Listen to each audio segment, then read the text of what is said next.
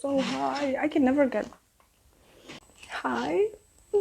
Hi, how are you? I hope you're doing okay. I don't know what it is about fall and everything is... I don't know what it is though, but lately I've been just gravitating towards thrillers more and more and more and more, and since I've also lately been wanting to try out every kind of hyped up, every famous series that I have just never tried out before and I have never read before, or like series that I've known about, movies that I've known about that are based on books that I have just never read before, to see what the canon is. What better book to celebrate fall with than Ultimate Creep. I love me some creeps. The expectations I'm expecting are godly, and I fear the disappointment that will surely come after the precipice. I highly fear it. I'm not kidding. I'm not being facetious. I fear it because the expectations riding on this book are a lot. When Genevieve Beck strides into the bookshop where Joe works, he is instantly smitten, and so begins an attraction that quickly spirals into a whirlwind of deadly consequences. A chilling account of unrelenting, terrifying obsession. You is a thriller more perversely clever and dangerously twisted than any you have ever read. I hope so. I hope so. And I saw one comment after I got the book saying that this is just smut, which I do not want. I want creepiness. I want freaky. I want creepy. I want you want to smell my hair and collect my teeth, creepy type of book obsession. You know, I want a thriller. I want Simon Says. This Simon Says.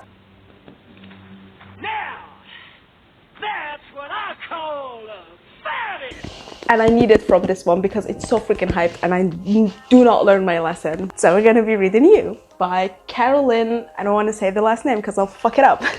Take a look. I still don't know yet if it's going to be what I want, if it's going to be as obsessive as I want, as creepy as I want, but it has potential. I didn't notice before, but we have a Stephen King blurb, not a blurb, but Stephen King praise, and he basically said hypnotic and scary, never read anything quite like it, which gives me so much hope. But the first chapter, you walk into the bookstore and you keep your hand on the door to make sure it doesn't slam. You smile, embarrassed to be a nice girl, and your nails are bare and your v-neck sweater is beige and it is impossible to know if you're wearing a bra, but I don't think that you are. You're so clean that you're dirty and you murmur your first word to me. Hello. When most people would just pass by, but not you. In your loose pink jeans, a pink spun from Charlotte's Web, and where did you come from? You are classic and compact, my own little Natalie Portman circa the end of the movie Closer, when she's fresh-faced and done with the bad British guys and going home to America.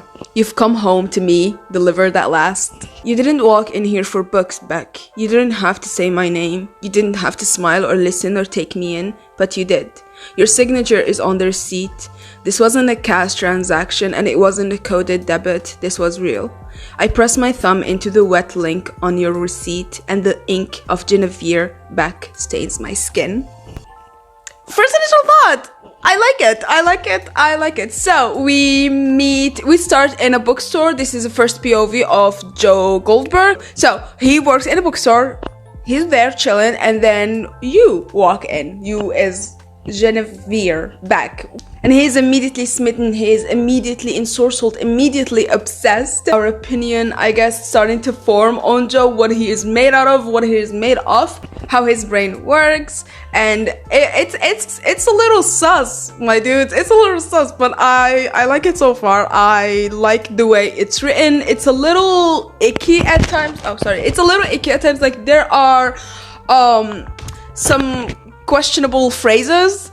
Okay, can you tell how anxious I am by the state of my pen? Anyway, there are some questionable phrases, but it works so well. I can get this from just the first few pages, just the first chapter, which is like 4 fucking pages. So I cannot wait to see how we build that up, and fingers crossed that it's not gonna be a disappointment. This character so far, just 1 chapter in, has so much freaking potential, and like him. I like it.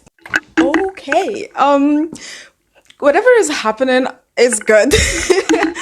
This is how far along I am. Almost the middle of it is the middle of the book. I'm sorry.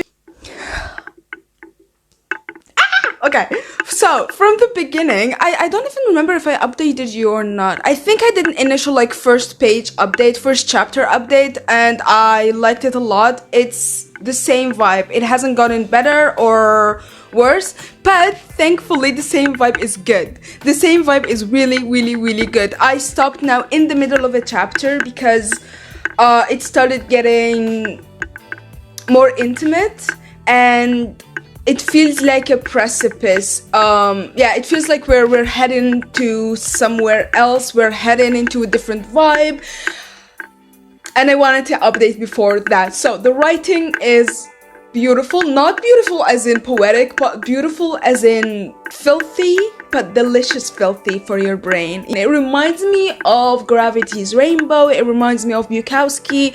It reminds me, no book reminds one of Gravity's Rainbow. Gravity's Rainbow, it's in the upper echelon, but like it's weird and it's filthy and it's unapologetic and it is grubby and grimy and it's raw. This one, I'm not talking about Gravity's Rainbow. This one, it's raw, and I like that. I like that so much, and it's progressively getting more filthy as I'm going, and I just reached a place where it's just filth. She laughs at me, and you're not looking up at me anymore. She's acid, this peach. There's no fuzzy warmth unless you count the tiny little hairs all over her narrow body. You are soft and she is hard in skin-tight red skinny jeans you would never wear. She's anorexic and slightly tattooed with thick frayed hair and a big red blowjob mouth, and a joker smile and long, spindly hairy arms that end in sharp, unpainted nails bitten to the quick. You ooze joy and she is an open wound, shrill and worn. Unfucked and unloved. She clearly wants you to herself, and I don't want to make life difficult for you, so I interject. The progression of the story, it's not the best thing ever, but it is good enough. And I had to take a step back because my opinion of it was just, it's okay. But it's actually genius because this is a thriller and it's not written as your traditional thriller where it's keeping you like at the edge of your seat the entire time. It's somber, it's slow, but you know that something fucked up is coming, and I cannot wait for that part because it's taken us there beautifully. I knew that I'm going to completely gobble up this book to the point where I had to stop now in the middle of a chapter to talk to you about it before finishing.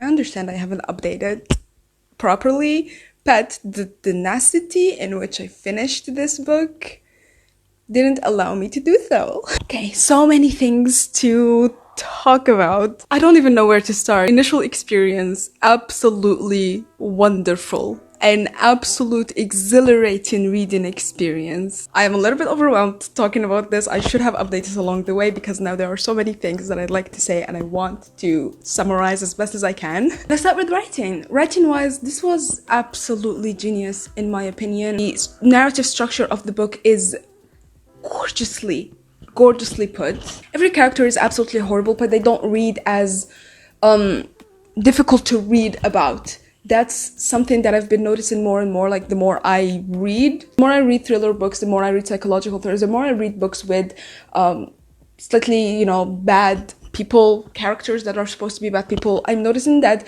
some authors can do it and it's so easy for them, but others can't, and I'm starting to, understand that it's a difficult thing to achieve as a reader.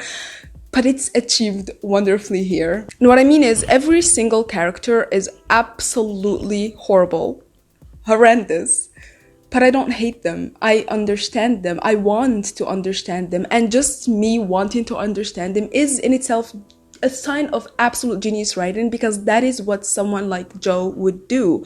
He is borderline, he's high masculine, he is narcissistic, he's absolutely fucking psychotic. and I would still sympathize, and I would still want to understand him. I still do understand him. I still do relate to him. And to achieve that, it puts you both in the place of the victim and the perpetrator, and I love that so much. The experience of reading it, the experience of analyzing the character, the experience of just going through the mind of the character and the mind of the victim is absolutely thrilling. As in, he is not only manipulating everything around him, but you as well as a reader, and I found that so fucking cool, like so fucking awesome to read about, because you are being, I guess, charmed or slightly charmed or trying to be charmed by this narcissistic character who is charming everyone around him.